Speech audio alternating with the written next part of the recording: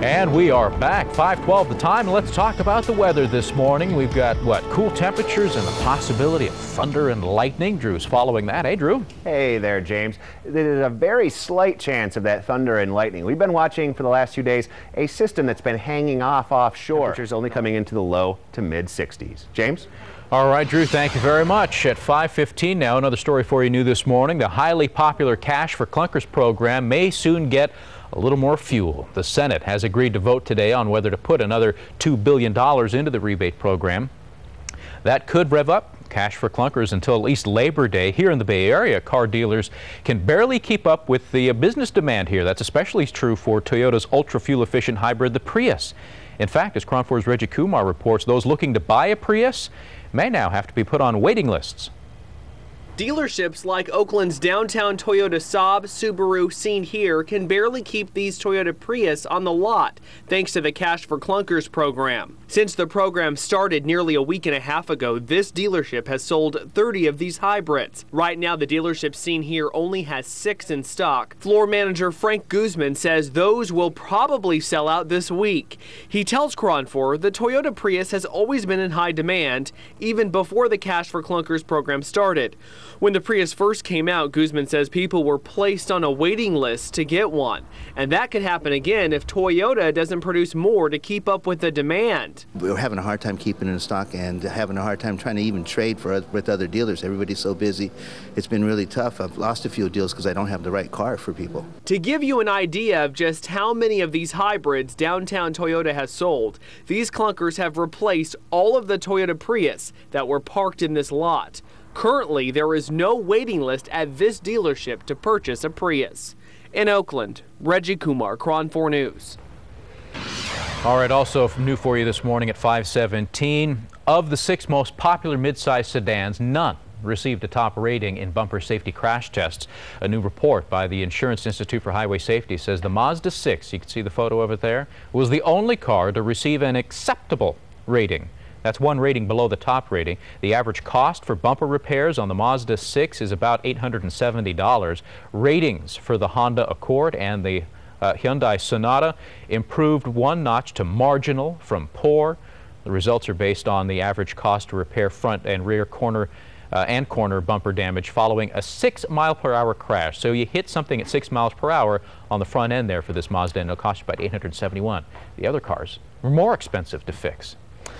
All right, 5:18 the time. We're talking about cars. Let's talk about the drive this morning. George Rassick is standing by in the traffic center right now with a look at that. Good morning, George. Good morning, James. The commute itself doing pretty well with no real problems reported. We do, however, have word now of some minor delays on BART. They were doing some track inspection in Orinda. Inspections, it's all cleared up. These are just residual delays. James? George, thank you very much. There's some new details for you this morning. Muni has bought insurance now to help cover some major payouts, including any that might be related to these 2 recent crashes there. The policy costs the city about $2.4 million and covers payments if all the claims are related to one incident and if they fall between $5 and $25 million. Monday, 6 people were injured in a crash involving 2 trains and an SUV, and then on Tuesday, or on July 18th, I should say, 47 people were hurt in a light rail crash at the West Portal Metro Station. So far, only 1 woman has filed a claim asking for payments for goods damaged in those crashes. So we'll see if anybody else steps forward to file a lawsuit as well. In the meantime, new details in connection with yesterday's deadly plane crash in Napa County. The victim was San Francisco psychiatrist Kenneth Gottlieb. He died when his plane crashed in a vineyard about 2 miles from the Napa County airport.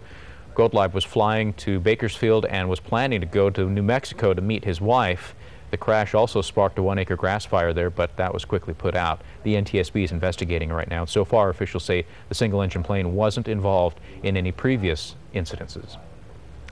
All right, 2 more pot busts in San Francisco's Sunset District. DEA agents seized nearly 2,000 pounds yesterday at a home on the 2600 block of 26th Avenue. 2 people were home at the time. No one was arrested. Evidence found at that scene then led officers to another home on 34th and Lawton. Another pot-growing operation was found there, about 800 plants inside. No other drugs or weapons were found at either location, and authorities are now averaging 1 pot bust a week in the Sunset District and the Ingleside neighborhoods alone. Okay, 5:21 the time. Time for another break. We'll be back, though, with more in just a minute. We'll be right back. Stay with us. And we are back. 5:25 is the time, and here's a look at your 7-day forecast. Again, take a look at the panel there under Thursday. That's today. We have a 20% chance of maybe some lightning and maybe a thunder shower. Not a great chance, but it's enough that we need to put it on the map here just in case somebody gets a sprinkle or two and maybe sees a flash of lightning here in the North Bay, maybe San Francisco. But look at the temperatures. Today, the coolest day of the next 7. Things warm up slightly from there. Inland temperatures get back up into the upper 80s and 90s by the weekend, and everyone else seeing a bump in temperatures as well as we approach the weekend. So all in all, fairly mild forecast, though we're still below where we ought to be here in August. More in just a minute. In the meantime, Lynette Squeaky Frome, who was convicted of trying to kill President Gerald Ford, is set to be released from a Texas prison later this month. Frome was 26 years old at the time when she aimed a gun at Ford back in September of 1975. A Secret Service agent spotted it, grabbed her. Ford wasn't hurt in the deal, but Frome was one of Charles Manson's most loyal followers. She's set now to be released on August 16th. She is now 60 years old. Other top stories are following this morning. BART contract vote, cash for clunkers, and Senate confirmation hearings for Supreme Court Justice Sonia Sotomayor. Let's go down the list. First, the contract vote to be voted on today by BART's largest union. Hopefully, if all 3 vote yes, we'll avoid a strike. Then there's the cash for clunkers vote. The Senate set to take that up today. And of course, the Senate also finishing up their confirmation hearing for Supreme Court nominee Sonia Sotomayor. All of that we're following here in just a couple of minutes. So stay with us. Live look here at the Golden Gate Bridge. Again, traffic coming in from the North Bay moving without much problems across the span this morning. We'll get a full check, though, of traffic and weather coming up on the other side of this break.